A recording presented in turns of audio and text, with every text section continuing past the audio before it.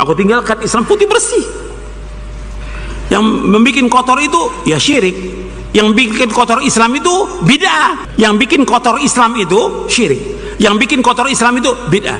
Yang bikin kotor Islam itu khurafat. Yang bikin kotor Islam itu firqah-firqah yang sesat.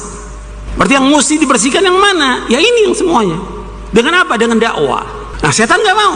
Bagaimana yang putih bersih ini yang dihancurkan oleh setan? Dengan berbagai cara. Paham ya? Sampai sini paham ya? Jangan ngangguk-ngangguk aja. Allahumma sholli wa sallim wa barik. Jadi terus tuh, makanya mereka Wahabi sesat. Ini dari setan. Ini dari mana? Dari setan. Wahabi sesat, Wahabi intoleran, ekstrim, macam-macam sudah. Teroris.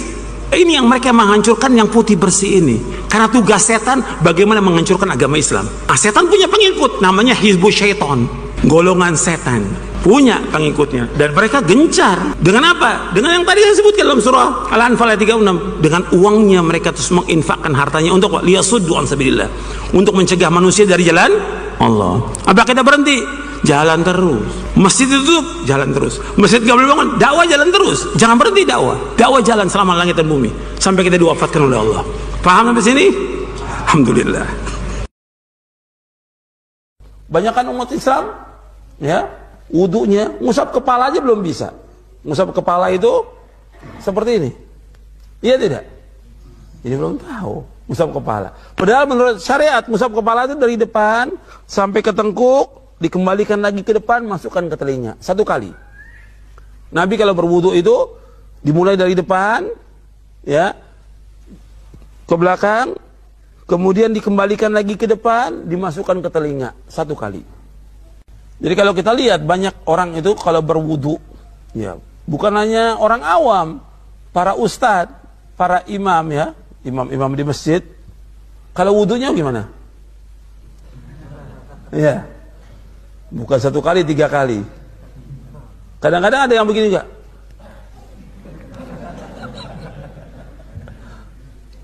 Ini Nabi nggak pernah ngajarkan yang seperti ini. Rasulullah nggak pernah contohkan. Kenapa kita mewajibkan kepada kaum muslimin dan para dai untuk mengikuti manhaj salaf? Kenapa? Karena kita ingin masuk surga. Jawabannya, karena ingin masuk surga. Nabi sudah menyebutkan bahwa akan terjadi perpecahan, akan terjadi perselisihan, dan umat ini terpecah menjadi 73 golongan, 72 masuk neraka, 1 yang masuk surga. Tanyakan kepada para dai dan ustaz, antum ingin masuk surga atau tidak? Tanyakan kepada para ustaz, antum ingin masuk surga atau tidak? Umat kata Nabi berpecah, dan hadis ini sahih. Sahih. Kata Nabi, "Sataftariqu ummati ala 73 firqah kulluha fin nar illa wahidah." Umatku akan terpecah menjadi 73 golongan, 72 masuk neraka, 1 yang masuk surga, kata Rasulullah. 1 yang masuk surga. Yaitu al-jamaah. Ini hadis riwayat Abu Dawud, Tirmidzi dan yang lainnya. Dalam riwayat Tirmidzi disebutkan lagi ketika Nabi ditanya siapa yang selamat Rasulullah, ma ana alaihi al-yawm wa ashabi. Yaitu orang yang mengikuti aku dan para sahabatku. Orang yang mengikuti Rasulullah dan sahabatnya itu yang masuk surga. Nah, kita sekarang mengajak umat untuk mengikuti pemahaman salafus saleh, Al-Qur'an dan Sunnah pahami salaf. Berpegang teguh. Nabi sudah bersabda dalam wasiat yang terkenal dengan wasiat perpisahan. Ada buku saya judulnya Wasiat Perpisahan. Nabi bersabda, "Man ya'ish minkum ba'di fa sayara ikhtilafan katsira fa 'alaikum bi sunnati wa sunnatil khulafa'il mahdiyyin ar-rasyidin tamassaku biha wa 'addu 'alaiha bin nawajidh wa iyyakum muhdatsatil umur fa inna kulla muhdatsatin bid'ah wa kulla bid'atin dhalalah." Nabi bersabda, barang siapa yang hidup sesudah wafatku, mereka akan melihat perselisihan yang banyak, mereka akan melihat perpecahan yang banyak. Dan akan berpegang pada sunnahku dan sunnah khulafa'ur rasyidin, sunnah para khalifah yang terpimpin dan lurus, sunnahnya para sahabat yang terpimpin lurus. Peganglah erat-erat dan gigit dengan geraham kalian. Pegang erat-erat dan gigit dengan geraham kalian. Hati-hati, kata Rasulullah, jauhkan diri kalian dari setiap perkara-perkara yang baru, karena setiap yang baru adalah bid'ah dan setiap bid'ah adalah sesat. Setiap yang baru adalah bid'ah dan setiap bid'ah adalah sesat. Ya, Nabi yang sudah mengatakan demikian. Setiap bid'ah sesat Nabi yang mengatakan, bukan kita yang mengatakan. Yang pertama kali mengatakan setiap bid'ah sesat Rasulullah sallallahu alaihi wasallam. Enggak ada yang namanya bid'ah hasanah dalam Islam, tidak ada. Tidak ada bid'ah hasanah. Nabi sudah ingatkan berpegang dengan pemahaman salaf. Nabi yang suruh. Jadi ini yang keempat, ikhwan fillah, kalau kita mau selamat dari berbagai macam perpecahan, fitnah yang ada, berpegang teguh. Kita kerja, kita punya rezeki, punya apa aja, itu semua yang diberikan Allah dalam rangka menegakkan ibadah kita kepada Allah. Itu ingat itu. Antum kerja, antum dagang, bukan mengorbankan ibadah, bukan mengorbankan sholat. Sholat wajib tegakkan pada waktunya dengan berjamaah bagi laki-laki. Nuntut ilmu wajib. Seperti sekarang kita nuntut ilmu wajib. Jangan kemudian karena dagang, karena tugas, karena kerja, karena usaha, karena segala macam, kemudian apa? Dikorbankan ibadah kepada Allah. Nggak boleh. Semua usaha itu dalam rangka menegakkan ibadah kita kepada Allah. Jelas sampai sini? Jelas. Jadi kita kerja, dagang, usaha untuk menegakkan ibadah kepada Allah. Jangan ibadah dikorbankan demi kerja. Bagaimana menjawab yang mengatakan dakwah salafiyah merasa paling benar? Ya memang dakwah salafiyah dakwah yang benar. Paling berhak untuk masuk surga. Emang kita semuanya pengen masuk surga. Tanya kepada dia, antum pengen masuk surga apa enggak? Tanya kepada orang itu. Antum mau masuk surga apa enggak? Mau, ya ikuti Al-Quran wa Sunnah al-Fahmi salaf. Wajib. Dasarnya Quran Sunnah. Ini syubhat-syubhat kepada orang-orang yang tidak punya ilmu, termasuk juga para dai yang nggak punya ilmu. Dai-dai juga banyak yang nggak punya ilmu, cuma pintar apa? Ngomong, asbun, asal bunyi. Bagaimana kita mengajak keluarga orang tua yang masih berbuat syirik dan bid'ah? Ya harus sabar kita, sebab untuk merubah sekaligus nggak mungkin, kan perubahan itu bertahap. Dan kita juga cara mendakwakan kepada orang tua ya dengan lemah lembut, dengan sabar. Karena mereka juga untuk merubah kebiasaan yang sudah puluhan tahun sulit. Kita alhamdulillah dikasih oleh Allah hidayah. Begitu kita tahu tentang sunnah, kita ikut. Kan gak semua orang bisa seperti itu. Maka kita bersyukur kepada Allah, dapat hidayah langsung kita bisa laksanakan. Tapi belum tentu orang tua kita, belum tentu juga masyarakat kita. Maka kita harus sabar. Dan doakan mereka dengan kebaikan. Doakan agar Allah memberikan petunjuk kepada kedua orang tua kita, memberikan petunjuk kepada saudara kita, memberikan petunjuk kepada sanak kerabat, agar mereka dapat hidayah dari Allah. Bagaimana orang-orang yang lahir dia sebagai Yahudi atau Nasrani, sampai dewasa dia meninggal dalam agama Nasrani. Ya orang yang mati dalam keadaan dia beragama Nasrani atau Yahudi, tempatnya di mana? Neraka. Jelas nas Al-Quran menyebutkan demikian. Innal ladzina kafaru min ahlil kitabi wal musyrikina fi nari jahannam khalidina fiha ulaika hum syarrul bariyah. Antum sudah hafal?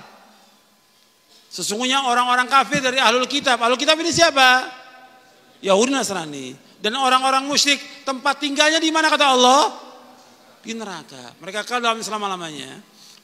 Neraka itu sejak-jak tempat kembali. Berkaitan dengan kuburan Nabi Muhammad SAW dikuburkan di rumahnya Aisyah. Bagaimana? Memang pesannya demikian Nabi.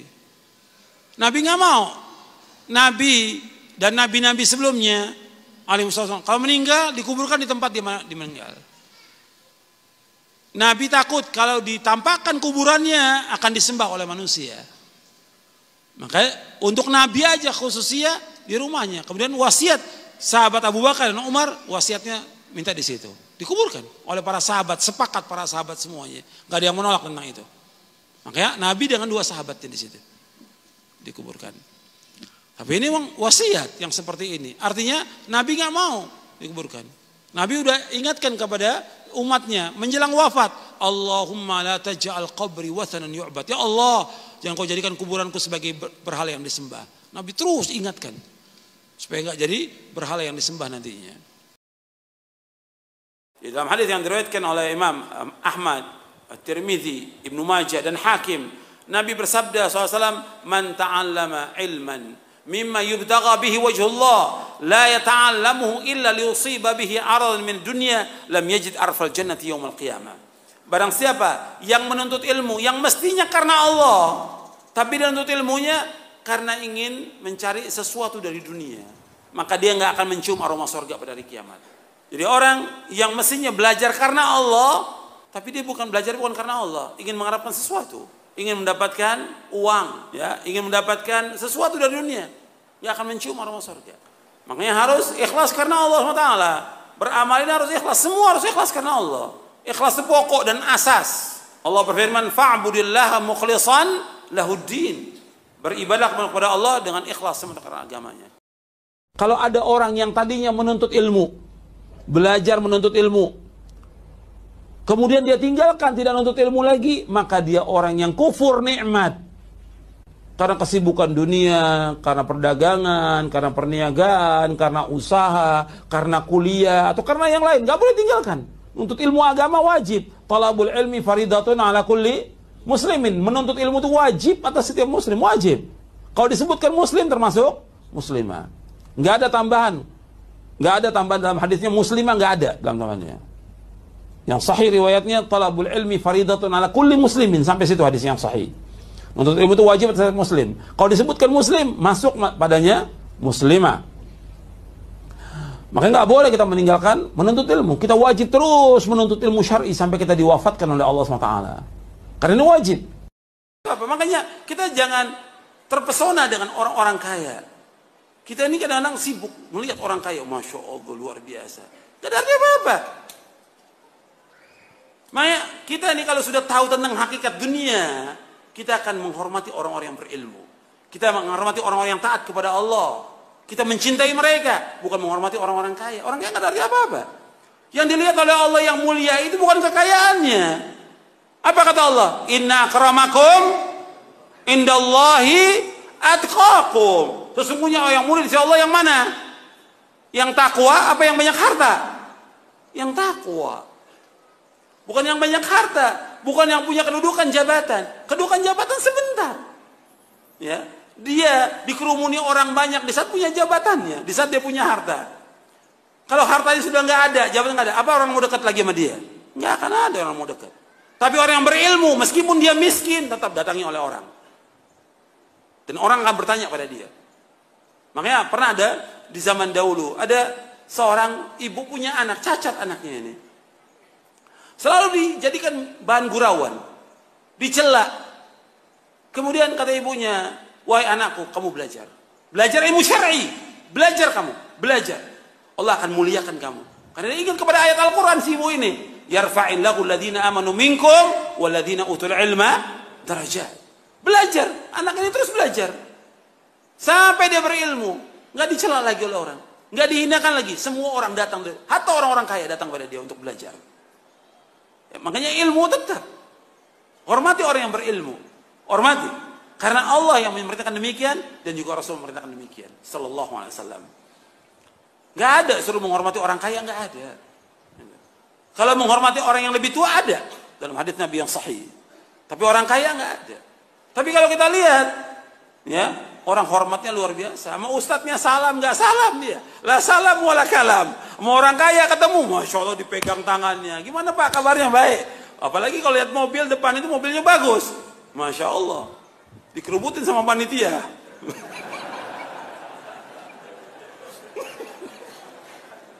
Allah musta'an. Sholat dari dulu sampai sekarang masih usolli. Tanya dalilnya, nggak pernah tahu, nggak pernah ada. Mana keterangan? Nggak pernah ada. Kok nggak berubah? Nggak berubah. Kenapa? Antum sebagai seorang dai berubah dong ibadah antum kepada yang lebih baik. Tanya, cari. Mana hadisnya di Sahih Bukhari, di Muslim, Abu Dawud, Tirmidzi, Nasai, Ibnu Majah, Ahmad dan yang lain? Tarik. Ada nggak dalilnya? Nggak ada. Kenapa dilakukan? Kok sholat usolli? Nabi nggak pernah usolli. Para sahabat nggak berubah dari dulu. Berubah mestinya. Kalau masalah keduniaan, oh masya Allah. Keduniaan, tadinya punya sepeda nggak cukup, pengen motor. Punya motor, pengen mobil.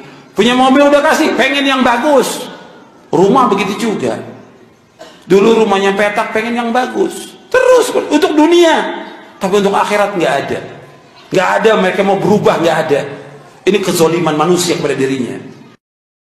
Apalagi sekarang ada model lagi baru, ya, pengajian untuk orang-orang kaya aja di hotel ngajinya. Enggak benar yang seperti ini. Menghalangi manusia dapat hidayah dari Allah SWT. Mengkotak-kotak manusia, memecah belah umat dengan cara yang seperti ini. Enggak boleh dalam Islam. Dakwah di masjid semua orang bisa dengar dakwah kita. Siapapun berhak. Terutama yang kita utamakan ke orang-orang miskin. Mereka lebih berhak untuk mendengarkan. Nabi sudah tegur, jangan kepada orang kaya. Abasa, tawalla. Ini enggak. Ustadznya malah dekat dengan orang kaya. Kebodohan dan ketelolan ini.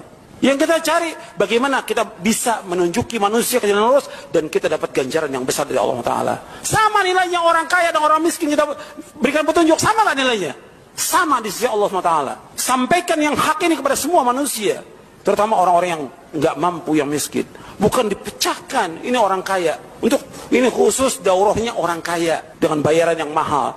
Orang miskin udah di masjid aja, di surau aja. Penghinaan kepada orang-orang miskin. Bila mereka orang-orang yang bertakwa kepada Allah, nggak boleh mereka dihinakan. Dakwah di masjid, bukan di rumah-rumah orang kaya. Biar semua manusia mendengar dakwah ini. Karena dakwah ini hak sesuai dengan fitrah manusia. Dan semua orang bisa mendengar dakwah ini. Sebagaimana Rasulullah dan para sahabat yang mendakwakan yang hak kepada mereka. Nah, istri kita harus berbuat baik. Jangan istri tiap hari dimarahin, tiap hari diomelin, tiap hari jadikan tumpuan kesalahan. Nggak boleh dalam Islam. Dia teman hidup kita, harus kita berbuat baik. Allah yang menyuruh untuk berbuat baik. Wa ashiruhunna bil ma'ruf. Nabi yang menyuruh wastausu bin nisa'i khairan. Nabi mengatakan fattaqullaha fin nisa'. Ini banyak sudah ngaji tapi gimana sih? Sama istri kasar luar biasa. Ada lagi yang tiap hari memukul istri, nggak boleh dalam Islam, hukumnya haram dalam Islam. Di zaman Nabi pernah ada orang-orang yang suka memukul istrinya, terus menerus memukul istrinya. Walaysa ulaika bi khiyarikum. Mereka bukan orang yang baik. Nabi bersabda dalam hadis yang sahih, akmalul mu'minina imanan ahsanuhum khuluqa wa khiyarukum linisaihim. Orang mukmin yang paling sempurna iman, yang paling baik akhlaknya. Dan orang yang paling baik dan terkadang orang yang paling baik kepada istri-istrinya. Saling hasad, saling dengki. Ini hukumnya haram dan termasuk dosa besar. Dan Allah sudah ingatkan di dalam Al-Quran bahwa kita nggak boleh dengki, nggak boleh iri. Kalau ada orang mendapatkan sesuatu nikmat atau dia dagang sesuatu yang sama dagangannya dengan kita, nggak boleh kita iri. Karena rezeki semua sudah dibagi oleh Allah Taala. Kenapa kita harus iri? Antara saudara dengan saudara, nggak boleh dalam Islam. Dan orang yang dengki itu orang yang tidak bahagia di muka bumi ini. Orang yang paling sempit hatinya. Dan perbuatan dengki itu akan menghapuskan amal dia, merusak amal dia. Dan ini terjadi wakil, nyata gitu. Katanya udah ngaji, nuntut ilmu, tapi dengki kepada orang, mengharapkan hilangnya nikmat dari orang lain. Kalau dagangannya sama, kita ingin orang itu nggak laku dagangannya. Kalau dia tidak melakukan amal-amal soleh, meskipun dia punya keturunan yang tinggi, keturunan ningrat, atau dia orang-orang yang dianggap mulia, nggak bisa untuk mengejar di hari kiamat nanti. Karena tingkatan manusia di sisi Allah dan juga di sorga tergantung daripada apa? Amal. Walikullin darajatum mimma amilu. Dan mereka punya tingkatan derajat tergantung dari apa yang mereka amalkan. Kalau mereka lambat amalnya, nggak bisa dikejar oleh nasabnya, meskipun nasabnya tinggi. Atau dia menganggap keturunan Nabi, tapi dia nggak punya amal, nggak ada artinya sama sekali. Makanya kemarin saya sampaikan ilmu dan amal saleh, iman, ilmu dan amal saleh. Bagaimana saya menasihati suami saya yang keras, untuk dia bisa sabar dan ikut kajian. Yang paling tahu kan sifatnya ibu sendiri.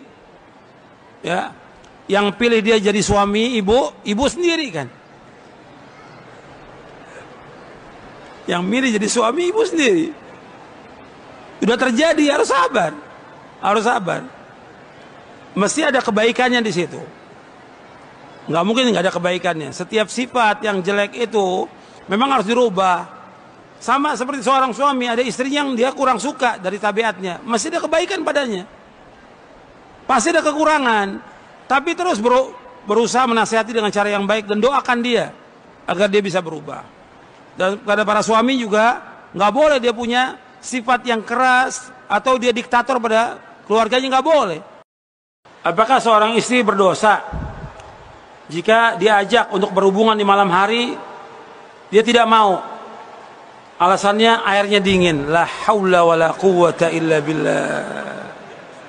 Ini dosa besar. Nabi bersabda SAW, "Idza da'a ar-rajulu imra'atahu ila firashihi fa'abat an taji'a fabata ghadbana 'alaiha la'anatha al-malaikah hatta tusbiha." Apabila seorang suami mengajak istrinya ke tempat tidur untuk jima, bersetubuh, dan istri menolaknya sehingga membuat suaminya marah, maka istri ini akan dilaknat oleh malaikat sampai subuh, dilaknatnya. Ini hadis sahih riwayat Bukhari, Muslim, Ahmad dan yang lainnya. Sampai riwayat yang lain hatta tarji'a, sampai dia kembali kepada suaminya, mau dia bersetubuh. Dan riwayat disebutkan hatta yardu anha, sampai suaminya redo. Kalau suaminya nggak redo sampai pagi terus dilaknat. Apabila seorang suami mentalak istri dengan talak 1, kemudian setelah itu dia mentalak lagi dengan talak 3, apakah jatuh talak 3? Ya, seorang menyebutkan talak itu 3 atau 10 atau 100, tetap 1 jatuhnya. Saya talak kamu 100, ya tetap 1 gitu. Atau dikatakan saya talak kamu talak 3, tetap jatuhnya 1. Nanti ketika dia sudah rujuk dengan bercampur suami istri, kembali lagi, kemudian ribut lagi, dia jatuhkan talak lagi, jatuh talak 2. Ya, sesuai dengan nas Al-Quran, Allah sebutkan demikian. Dia talak 1, dia bisa rujuk. Talak 2 bisa rujuk, tapi talak 3 nggak bisa, sampai si istri ini tadi saya sebutkan menikah lagi dengan orang lain dan dicampuri, dan kemudian ditalak. Kalau sudah jelas perbuatan itu bid'ah, nggak ada nas dari Quran, nggak ada nas sunnah, tinggalkan. Karena agama Islam ini sudah apa? Sudah sempurna. Allah berfirman, "Al-yauma akmaltu lakum dinakum wa atmamtu 'alaikum ni'mati wa raditu lakumul Islam dinan." Pada hari ini aku sempurnakan bagimu agamamu.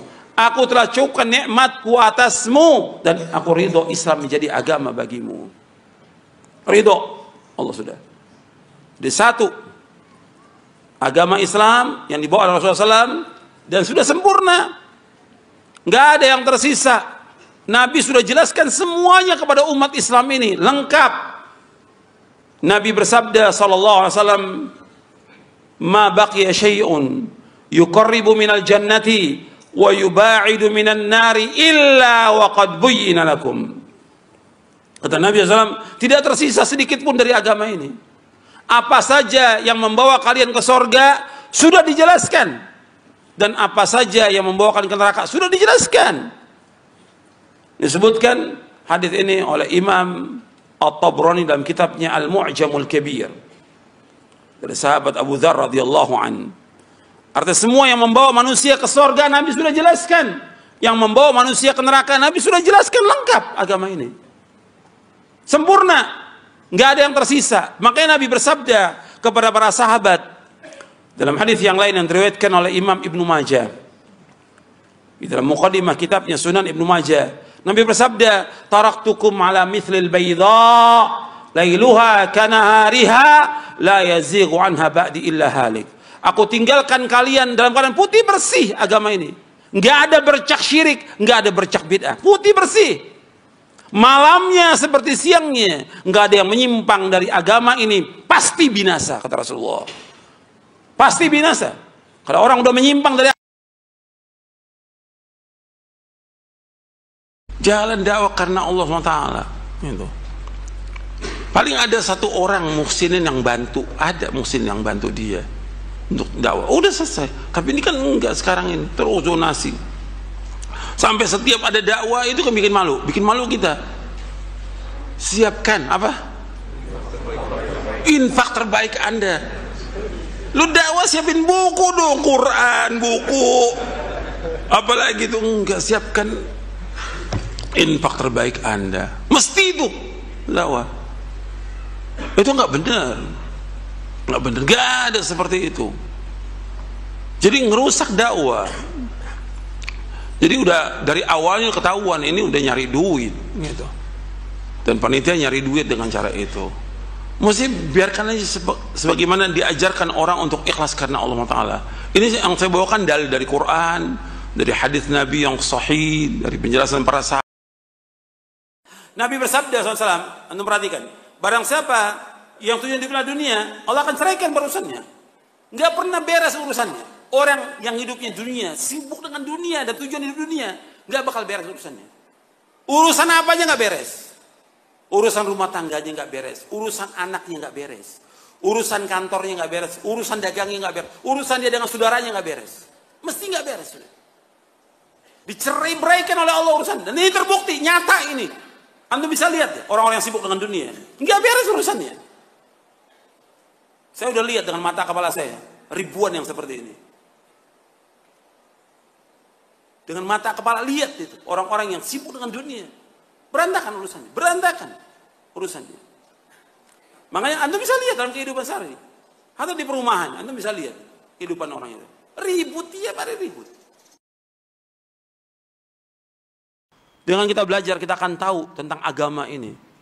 Dan gak boleh berhenti. Sampai kapan kita belajar? Sampai kita diwafatkan oleh Allah. Sebagaimana dikatakan oleh Imam Ahmad bin Hanbal, Abdullah ibn Mubarak, dan yang lainnya, rahimahumullah. Ketika ditanya sampai kapan wahai imam kita belajar, ila an nadkhulul qabr, sampai kami masuk dalam liang kubur, sampai mati belajar ini, nggak boleh berhenti. Jadi harus terus kita nuntut ilmu ini. Dengan belajar terus itu manfaat buat kita.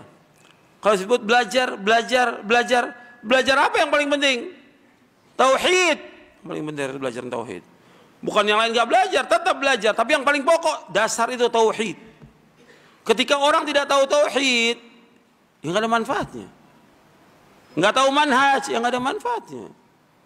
Kira ada orang umpamanya, dia belajar, kemudian dia melaksanakan ibadah kepada Allah, sholat, puasa, zakat, haji, tapi dia masih datang ke kubur-kubur tertentu, minta kepada mereka. Manfaat nggak belajarnya dia? Manfaatkan nggak ibadahnya dia? Tidak, hapus seluruh amalnya.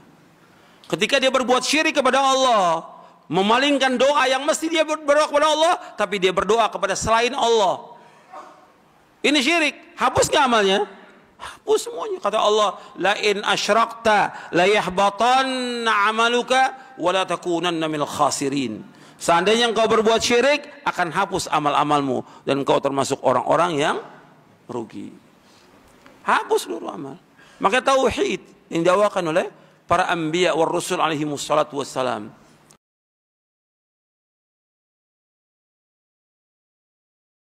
فقلت استغفروا ربكم إنه كان غفارا.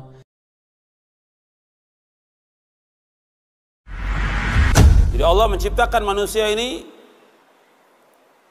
untuk melaksanakan perintah dan menjauhkan larangan.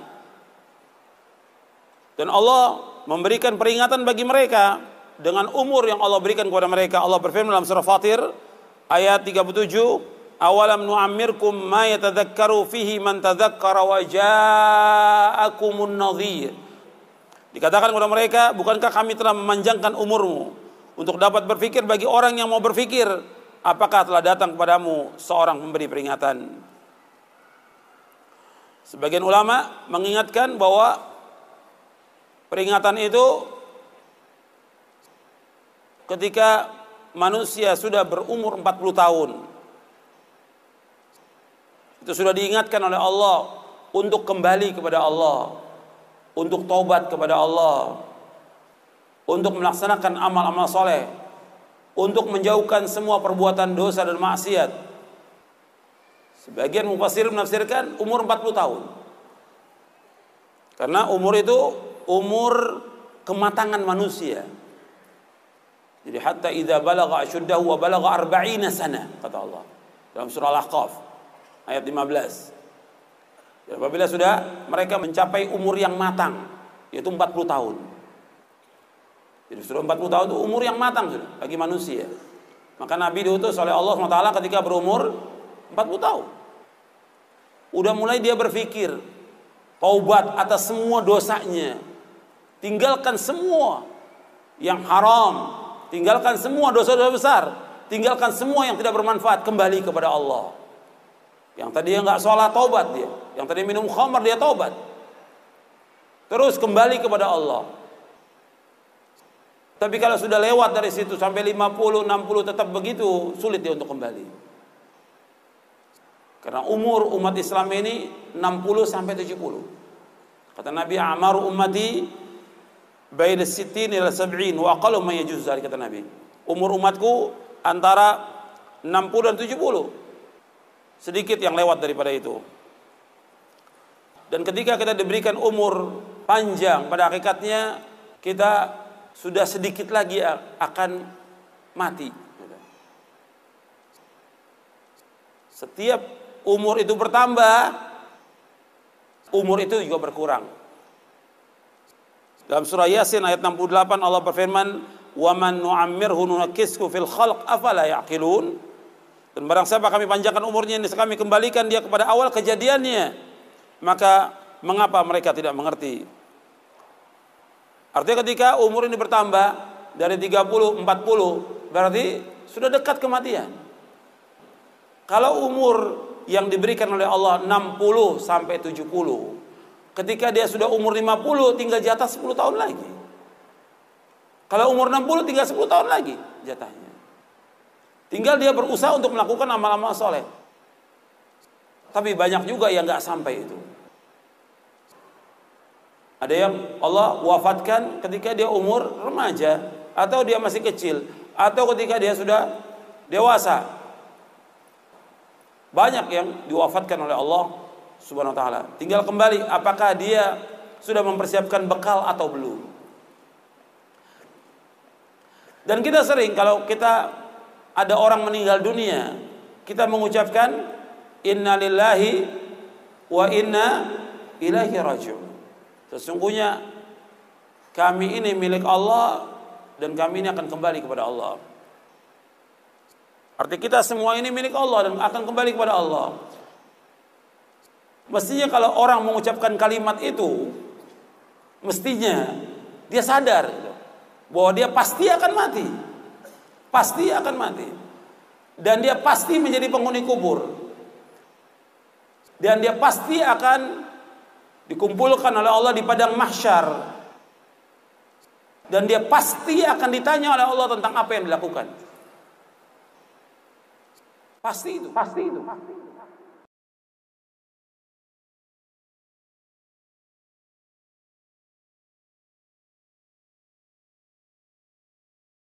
Banyak perkara yang akan ditanyakan oleh Allah nanti pada hari kiamat.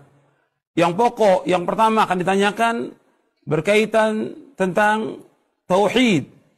Sebagaimana disebutkan oleh Al-Imam Ibnu Qayyim rahimahullah, beliau mengatakan Allah akan tanyakan kepada manusia di hari kiamat tentang dua pertanyaan. Yang pertama, madza kuntum ta'budun?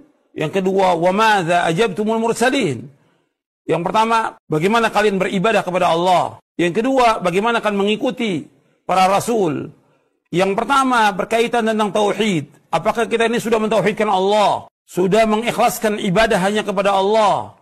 Memurnikan ibadah kepada Allah dan menjauhkan segala macam perbuatan syirik? Apakah kita sudah mengikhlaskan ibadah hanya kepada Allah? Dan Allah itu Maha Esa. Kita wajib beribadah hanya kepada Allah dan kita wajib menunjukkan seluruh bentuk ibadah hanya kepada Allah SWT. Allah akan tanya, apa yang kalian sembah dan bagaimana kalian beribadah kepada Allah SWT? Apakah kalian betul-betul mentauhidkan Allah atau tidak? Apakah kalian ikhlas atau tidak? Apakah kalian betul-betul ikhlas atau riya? Apakah kalian ikhlas atau kalian mencari dunia? Allah akan tanya, bagaimana kalian beribadah kepada Allah? Dalam Islam, wanita diperintahkan untuk bersyukur kepada suaminya dengan sebab nafkah yang diberikan oleh suaminya. Gak boleh dia banyak menuntut. Dia wajib bersyukur, dia wajib mempunyai sifat qanaah, merasa puas dengan apa yang Allah berikan. Makanya ketika ada wanita-wanita yang menuntut kepada suaminya dan terus menuntut dan tidak merasa cukup dan tidak bersyukur, maka wanita ini termasuk yang Allah tidak akan lihat pada hari kiamat. Dalam hadis yang sahih yang diriwayatkan oleh Imam An-Nasa'i, Imam An-Nasa'i meriwayatkan dalam kitabnya Isyratun Nisa, Kata Rasulullah SAW, la yanzurullah ila imra'atin la tashkuru li zawjiha wa hiya la tastaghni anhu. Kata Rasulullah, Allah tidak akan melihat kepada wanita yang tidak bersyukur kepada suaminya. Makanya saya ingatkan kepada antum juga dan kepada semuanya yang hadir maupun yang tidak hadir, yang mendengar di luar, bahwa agama Islam agama ilmu, agama dalil, bukan ra'yu, bukan pendapat, bukan perasaan, bukan kata syekh, bukan kata ustadz, bukan kata guru, bukan kata imam, bukan, dalil. Makanya ketika orang-orang Yahudi atau Nasrani mereka menyatakan dirinya masuk surga, Allah menyuruh mereka bawakan dalil, bukti. Agama Islam agama dalil, agama hujjah, seperti Allah sebutkan dalam surah Al-Baqarah di ayat 111. Allah berfirman, wa qalu la yadkhulul jannata illa man kana hudan aw nasara tilka amaniyuhum qul hatu burhanakum in kuntum sadiqin. Mereka orang Yahudi dan Nasrani mengatakan bahwa kamilah orang yang masuk surga. Mereka ahli surga, kata mereka, kata Yahudi dan Nasrani. Apa kata Allah kepada Nabi Muhammad? Qul, katakan kepada mereka Yahudi dan Nasrani, hatu burhanakum in kuntum shadiqin. Bawa bukti kamu, dalil kamu, hujjah kamu mana? Jika kamu orang yang jujur. Agama Islam agama dalil, bukan dongeng. Bukan cerita, bukan kata orang, bukan pendapat, bukan perasaan, bukan banyaknya orang. Kita nggak mengikut nenek moyang dan ada istilah yang kita ikut dalil, hujjah. Kemudian nggak boleh malas. Antum lihat yang ke-8, nggak boleh malas. Jadi nggak boleh malas. Jadi yang ke-8 nggak boleh malas. Ini banyak orang yang malas, sudah miskin, tinggal di rumah kontrakan, kemudian anaknya 4, sekolah, bangunnya jam berapa? Habis sholat subuh, bangun ntar jam 9. Ya, jam 9 baru bangun, ngopi dulu, ngerokok dulu, baru kemudian jalan. Gimana datang rezeki? Orang pagi dia sudah jalan, tinggalkan yang haram semuanya. Sholat subuh berjamaah di masjid, kemudian pulang ke rumah. Kalau dia mau ngopi nggak ada masalah, tapi nggak boleh ngerokok, rokok haram hukumnya. Kemudian berangkat kerja. Cari usaha ke pasar, kemana cari. Bab Nabi mendoakan, Allahumma barik li ummati fi bukuriha. Ya Allah, berikanlah barokah pada umatku pada waktu pagi. Allahumma barik li ummati fi bukuriha. Ya Allah, berkahilah umatku pada waktu pagi. Ini kan enggak. Malam, bukannya tidur malam, begadang, nonton. Akhirnya tidurnya telat, bangun subuhnya telat. Ini banyak begini. Ya, orang-orang miskin, fakir, banyak yang seperti ini. Mestinya kan dia tidurnya lebih awal, supaya apa? Supaya bisa bangun tahajud. Doa kepada Allah, minta ampun semua dosanya, minta ampun buat dia, minta ampun buat orang tuanya, minta ampun buat istrinya, buat anaknya, minta jalan keluar yang terbaik dari kehidupan dia. Minta hidayah, minta petunjuk, minta diselamatkan dari malapetaka, minta sorga, jauhkan dari api neraka. Banyak permintaan yang diminta. Minta rezeki yang halal kepada Allah. Bangun tengah malam doa. Kemudian subuh salat berjamaah di masjid. Zikir pada subuh, zikir pagi. Kemudian setelah itu pulang ke rumah, berangkat lagi. Cari maisha. Keluar dari rumah, jangan di rumah, keluar dari rumah. Apa yang bisa kita cari? Maisha ini. Ini banyak diam di rumah, jadi beban dia. Beban buat orang tuanya, beban buat istrinya, beban buat anaknya orang ini. Enggak boleh dalam Islam. Enggak boleh kita jadi beban buat orang lain selama-lamanya. Kita harus jadi orang yang bermanfaat buat manusia yang lain. Khairun nas anfa'uhum linnas. Sebaik-baik manusia yang bermanfaat buat orang lain. Yang jadi beban dalam hidup ini. Kita harus menjadi orang yang semangat, enggak boleh malas. Alhamdulillah.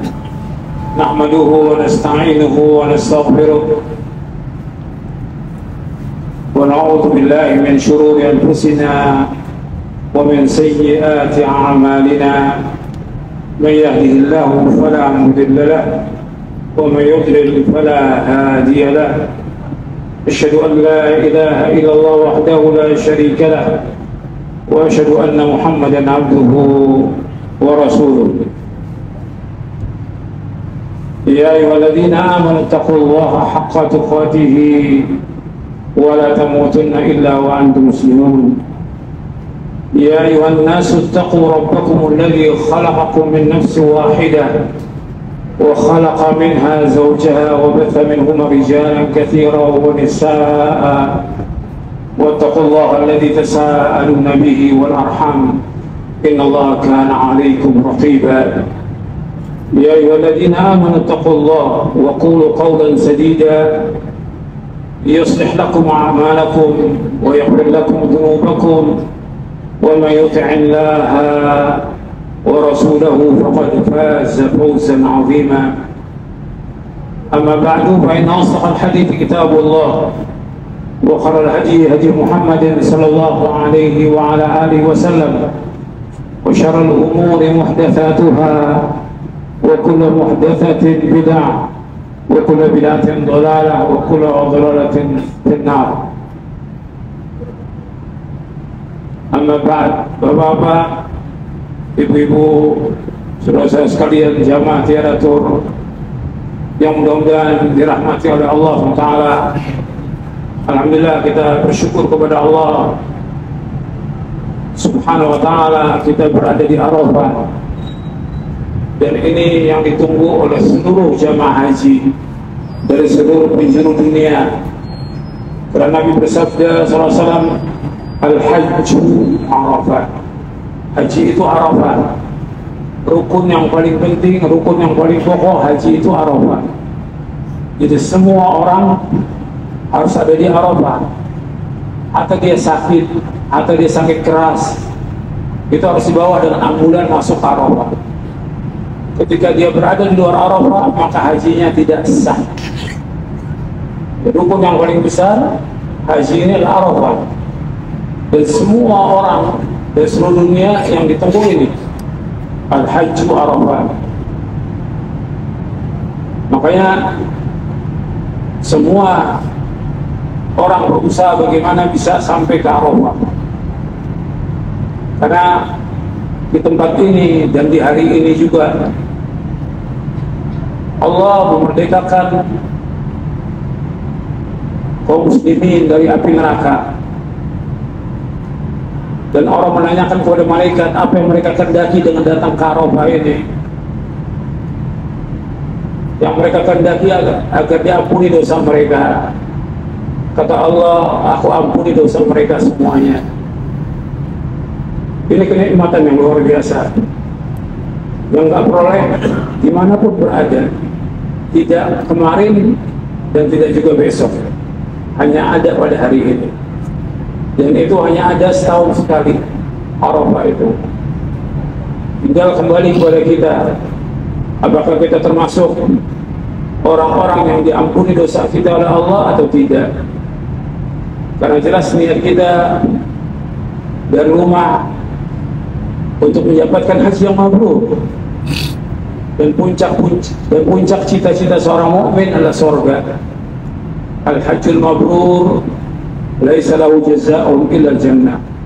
Haji yang mabrur enggak ada balasan kecuali surga. Tujuan hidup seorang mukmin adalah surga. Enggak ada yang lain, bukan dunia. Dunia enggak ada arti apa-apa. Dunia lebih jelek daripada bangkai kambing. Bukan jabatan, bukan karir, bukan yang lainnya.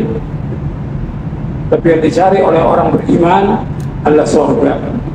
Bagaimana kita diampuni dosa-dosa kita oleh Allah dan dimasukkan ke surga dan dijauhkan dari api neraka. Bapak Ibu, jamaah haji tiaratur yang mudah-mudahan dirahmati oleh Allah Ta'ala, ada beberapa yang disampaikan oleh Rasulullah SAW, baik itu ketika khutbah Arafah maupun ketika di Mina maupun dalam kesempatan yang lain. Saya akan memberikan kesimpulan dari berapa yang Nabi sampaikan, baik itu dalam khutbah Arafah, ketika di Hajjatul Wada, maupun ketika di Mina, maupun di waktu yang lain yang pernah disampaikan oleh Rasulullah Sallallahu Alaihi Wasallam sebagai nasihat buat kita agar jadi bekal buat kita seumur hidup kita.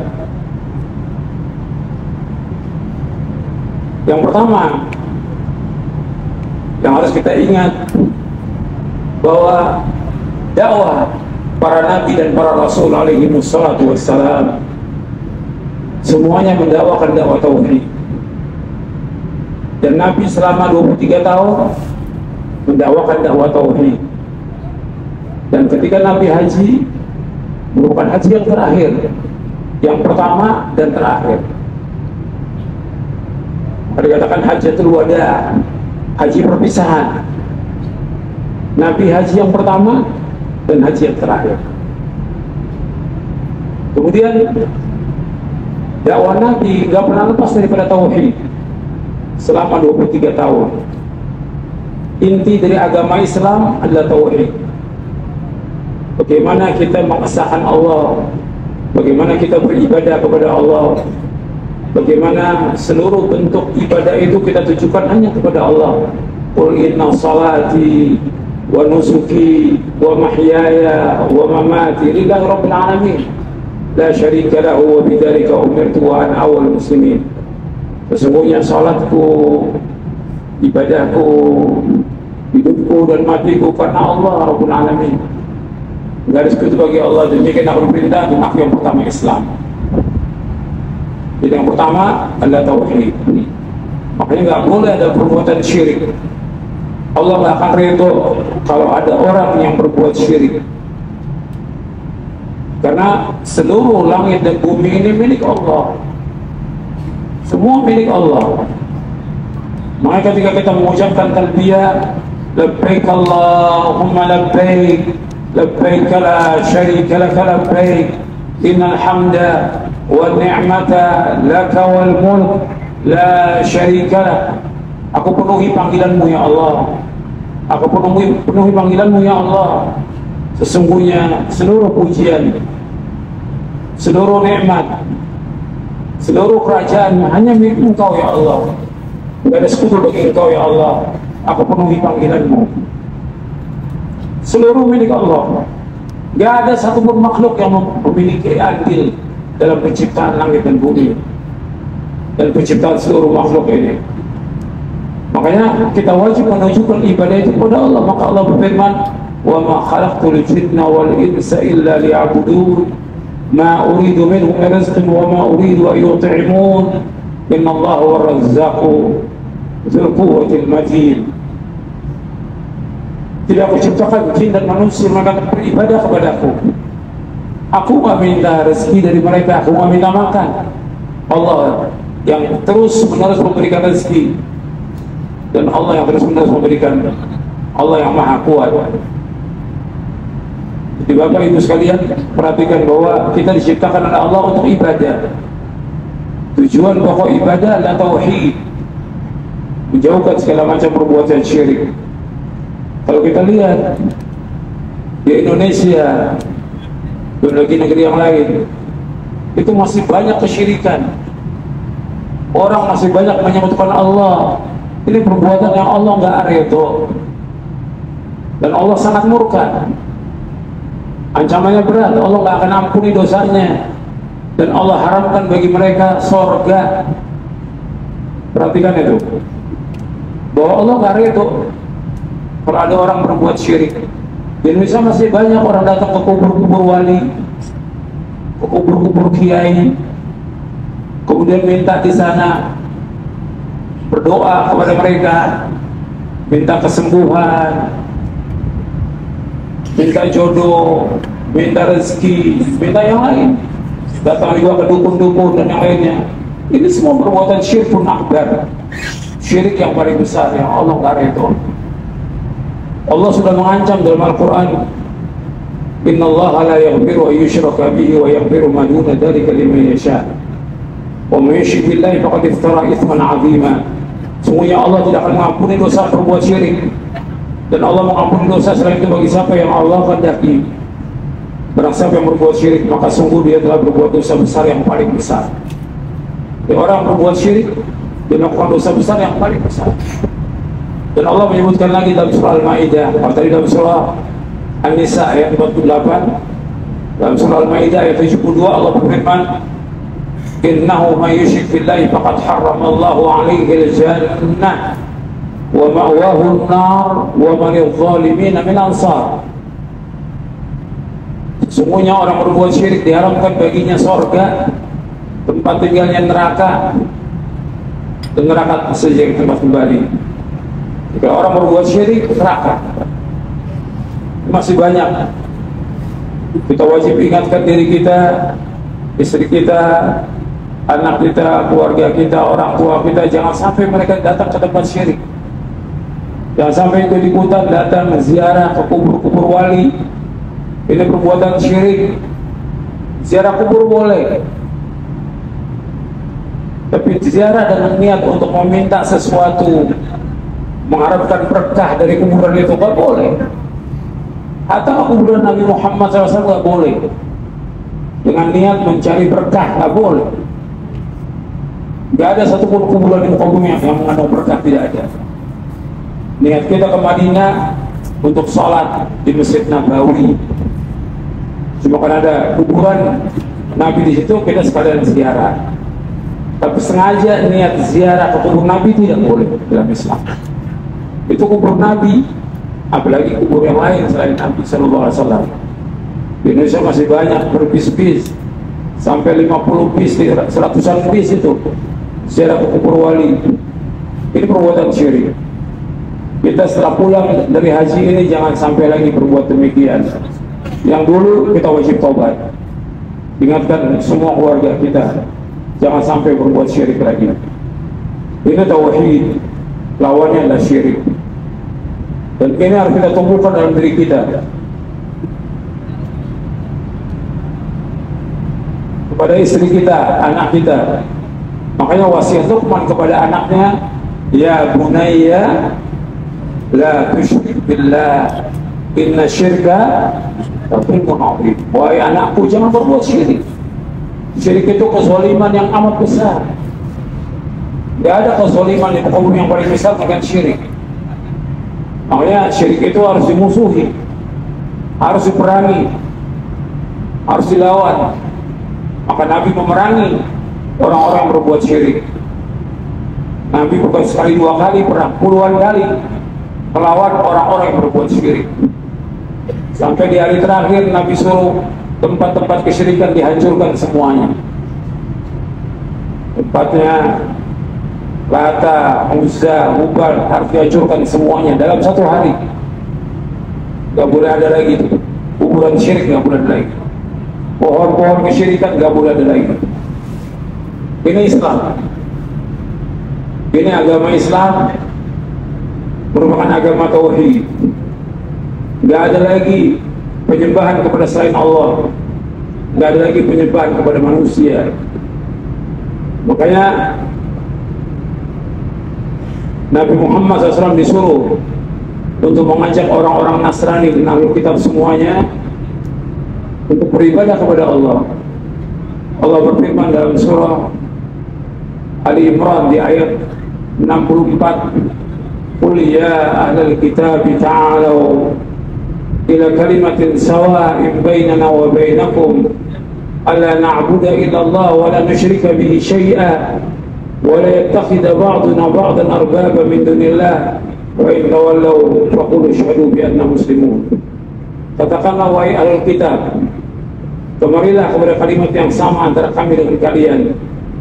Tidak boleh kita beribadah dengan hanya kepada Allah saja, dan gak boleh kita menyebutkan Allah dengan sesuatu pun juga, dan gak boleh sebagian kita menjadikan sebagian yang lain sebagai Tuhan selain Allah. Karena orang Nasrani menjadikan Isa sebagai Tuhan, orang Yahudi menjadikan Uzair sebagai Tuhan. Gak boleh lagi. Apabila kalian berpaling, saksikan bahwa kami orang-orang Islam. Jadi ini yang pertama, tanamkan dan terus tanamkan pada diri kita, keluarga kita, istri kita, anak kita, supaya mereka bertauhid kepada Allah, menjauhkan syirik. Ini yang pertama. Yang kedua, yang antum harus ingat bahwa Nabi Sallallahu Alaihi Wasallam sudah mengingatkan kita berkali-kali agar mengikuti beliau saja. Di muka bumi ini gak ada seorang manusia pun yang wajib kita ikut melainkan cuma satu. Di muka bumi ini gak ada seorang manusia pun yang wajib kita ikut melainkan cuma satu. Siapa? Nabi Muhammad SAW. Maka ketika kita di kuburan ditanya tentang siapa? Man Nabi Yuka. Siapa? Nabimu. Enggaknya nggak ditanya bapakmu, ibumu, yang enggak. Kiaimu, ustadzmu ditanya. Nabimu. Kita ikut Nabi atau enggak? Kita ittiba pada Nabi atau tidak? Kita mengikuti jejak beliau atau tidak?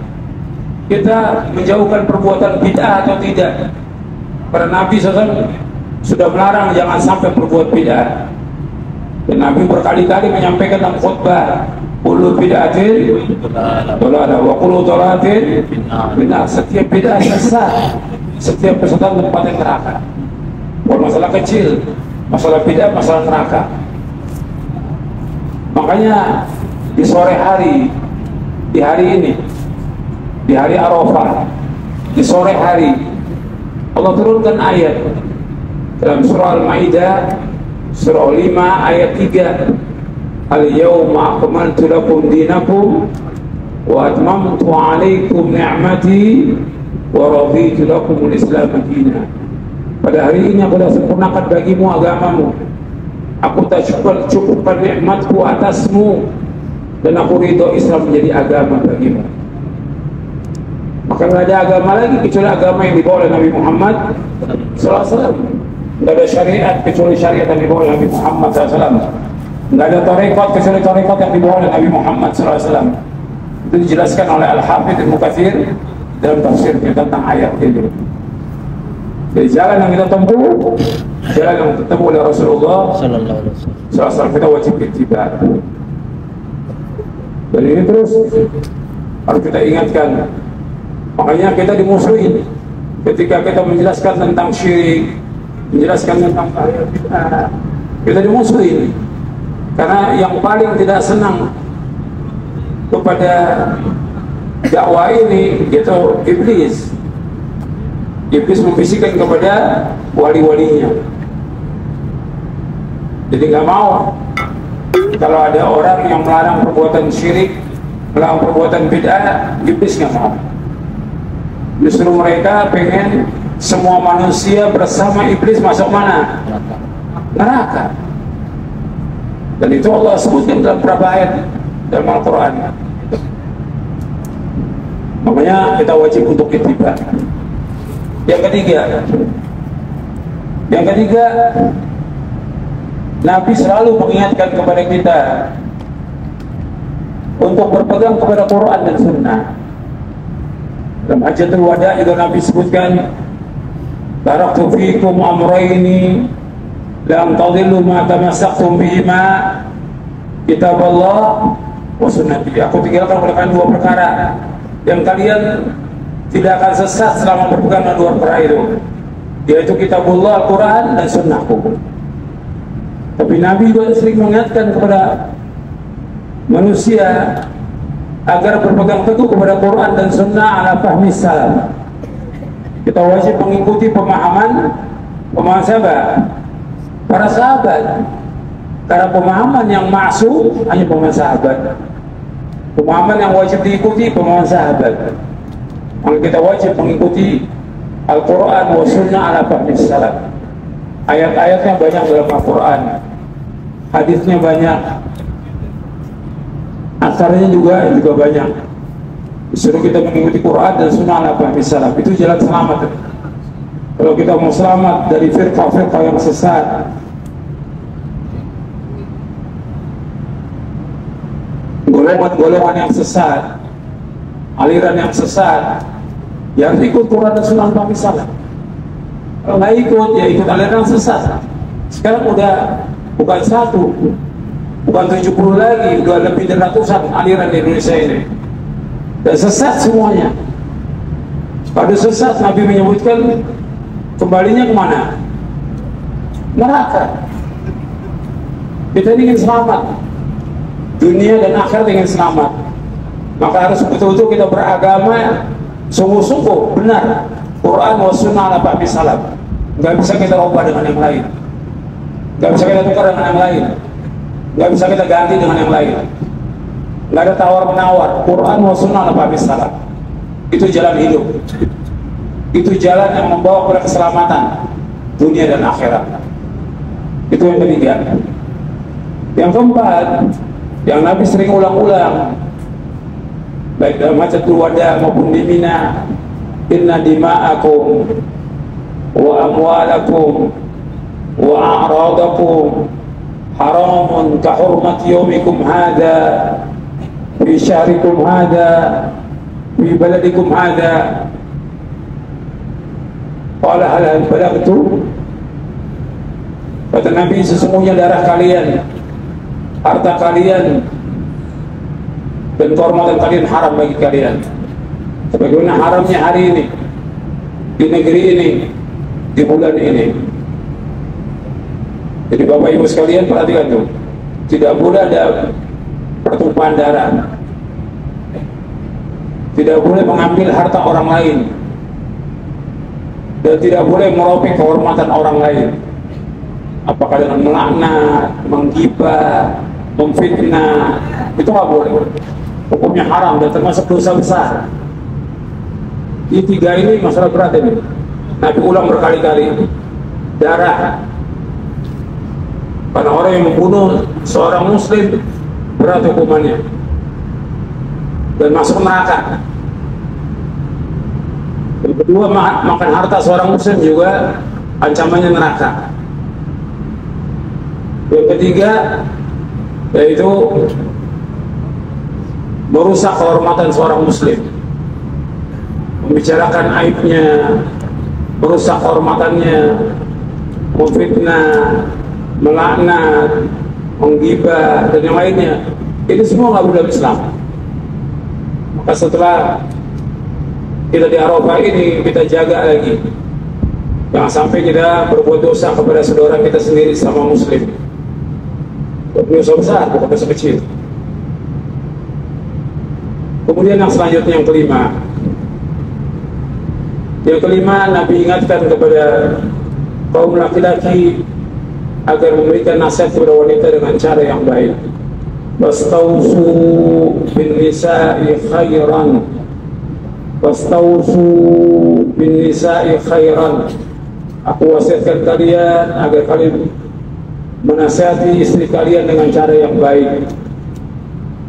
Disuruh untuk menasihati dengan cara yang baik. Wanita diciptakan oleh Allah dari tulang rusuk yang bengkok.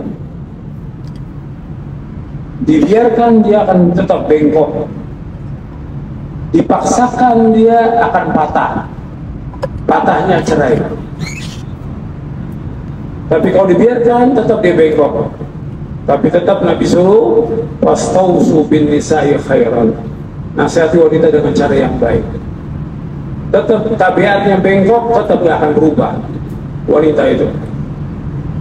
Tapi tetap dinasihati dengan cara yang baik. Disuruh sabar untuk menasihati mereka. Dan itu tanggung jawab kita sebagai laki-laki. Karena kita akan ditanya oleh Allah tentang istri kita, dan akan ditanya tentang anak kita. Makanya Allah berfirman, ya ayyuhalladzina amanu qu anfusakum wa ahlikum nar. Wahai beriman, jaga diri kamu dan keluarga kamu dari api neraka. Perhatikan itu, istri dan anak itu tanggung jawab kita dunia dan akhirat. Itu dulu nomor satu. Baru karyawan, baru yang lain. Istri dulu, anak. Diperhatikan gak ada istrinya, diperhatikan gak anaknya. Banyak orang tua memperhatikan istrinya, gak perhatikan anaknya. Orang tuanya ke masjid, pakai jilbabnya panjang, pakai cadar, anaknya narkoba, anaknya gak sholat, anaknya gak puasa, anaknya pergaulannya rusak, anaknya sibuk dengan HP, gak pernah baca Quran. Karena orang tuanya tidak mencontohkan yang baik. Ini mulai berubah nanti. Setelah pulang dari Arafah ini harus berubah. Tanggung jawab kita berat di hari kiamat. Karena Allah akan tanya dari kiamat nanti, bagaimana tanggung jawab kamu pada istri kamu dan anak kamu. Bisa juga istri dan anak menyeret kita ke neraka, karena suami nggak punya tanggung jawab pada istri dan anaknya. Itu perhatikan. Kemudian yang keenam, yang perlu kita ingat bahwa kita ini banyak dosa. Dosa kita sangat banyak. Tidak terhitung, saya dan antum sama. Kesempatan hari ini untuk taubat kepada Allah atas semua dosa.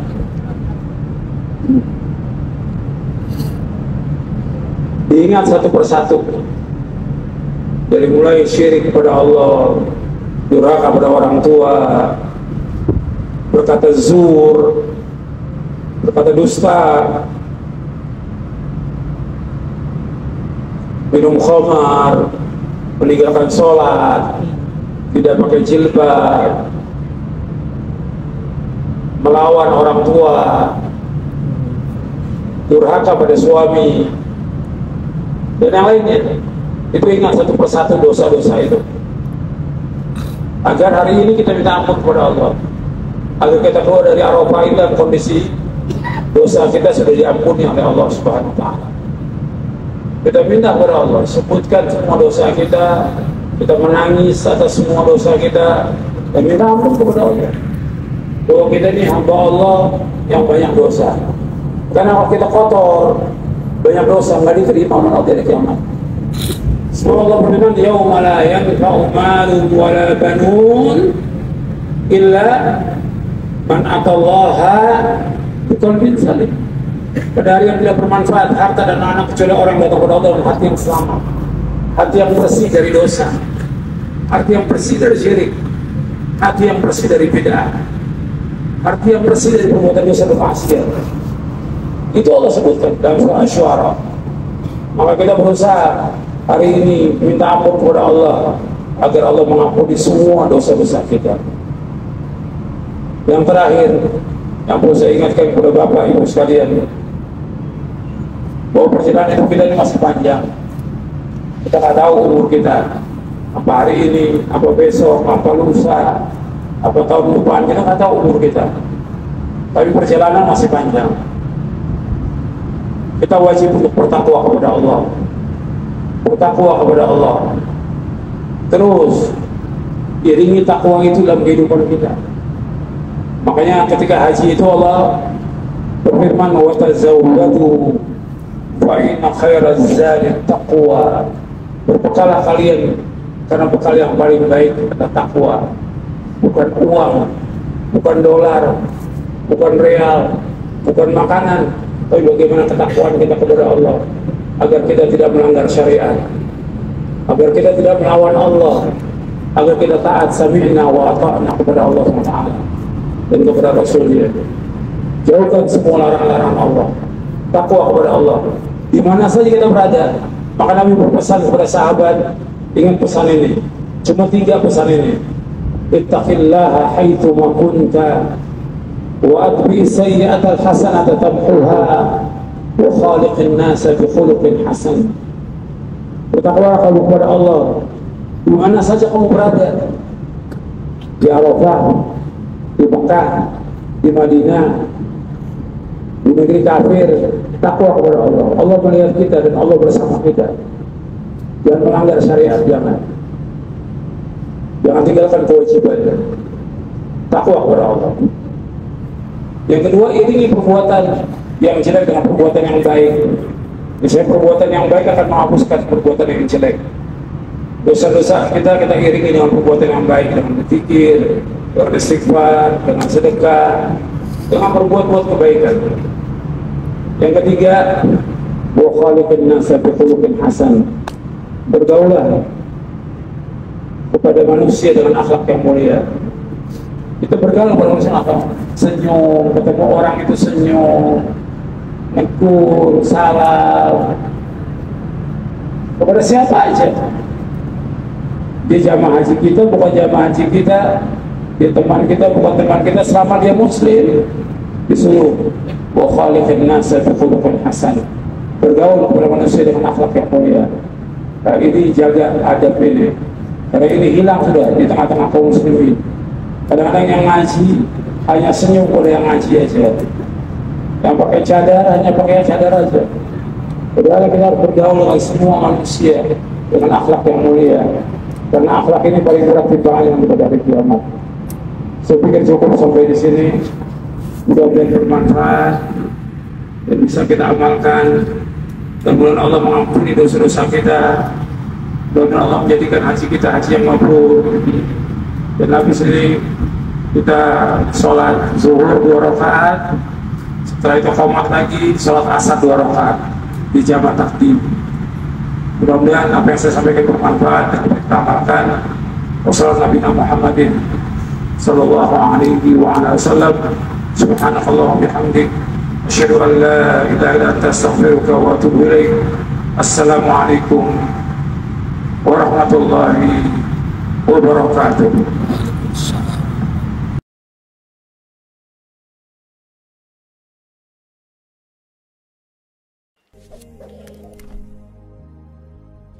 Sallallahu